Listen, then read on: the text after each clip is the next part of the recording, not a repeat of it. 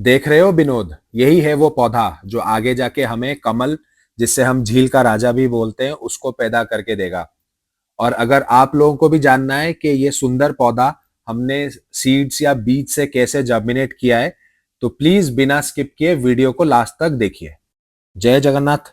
दोस्तों, तो ये है मेरा खाली हाथ और ये है वो बीज जिसको देख के लगता है कि ये हमारे घर में यूज करने वाला कोई गरम मसाला है।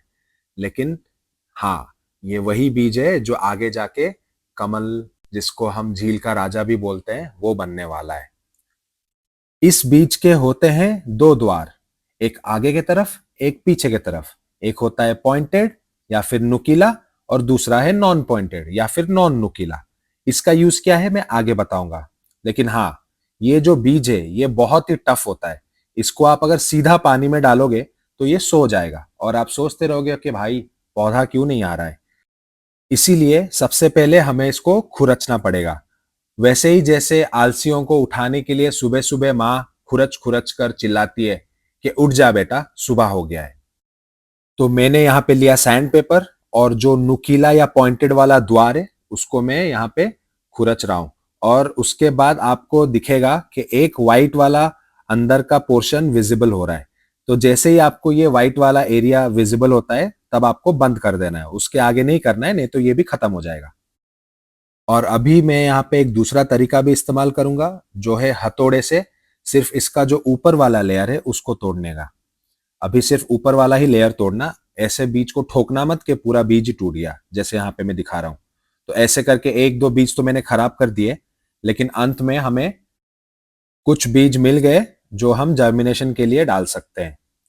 तो यहाँ पे मैंने दो तरीका इस्तेमाल किया क्योंकि यही दो तरीके से लोग उगाते हैं और मुझे ये ट्राई करना था कि इसमें से ज्यादा सफलता हमें किस तरीके से मिलती है। और ऐसे करके हमने दो अलग अलग प्रकार के बीज तैयार कर लिए। एक राइट साइड में है जो है ठुका हुआ और एक लेफ्ट साइड में है जो है घिसा हुआ।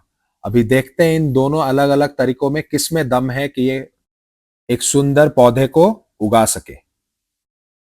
इसके बाद हमने लिया 2 ग्लास और दोनों में हमने साफ पानी डाला है।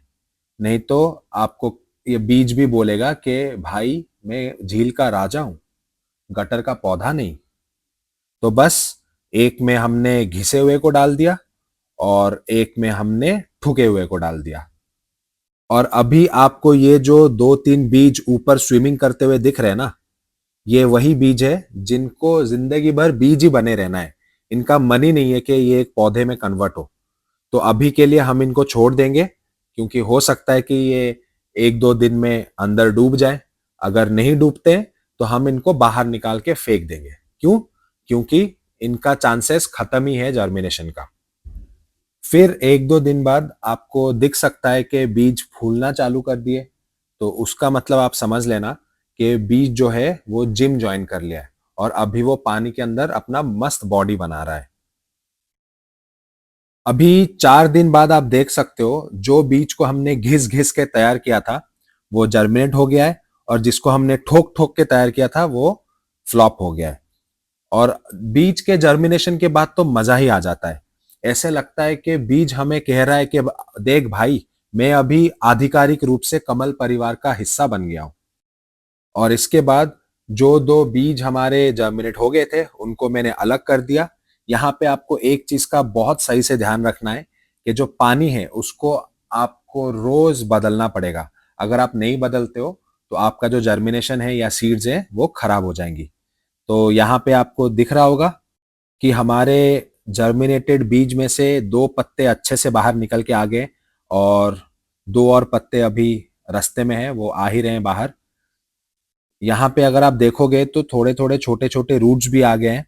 तो ये स्टेज में हम इनको ट्रांसप्लांट नहीं करेंगे।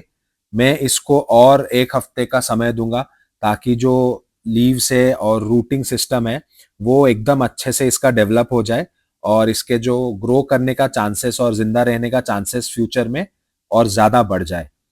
इसको आपको शुरुआत से ही धूप वाले जगह पे रखना है जहां पे उसको फुल सनलाइट मिले, क्योंकि ये जो पौधा है इसको सनलाइट बहुत पसंद है एंड ये सनलाइट में बहुत अच्छा ग्रो करता है।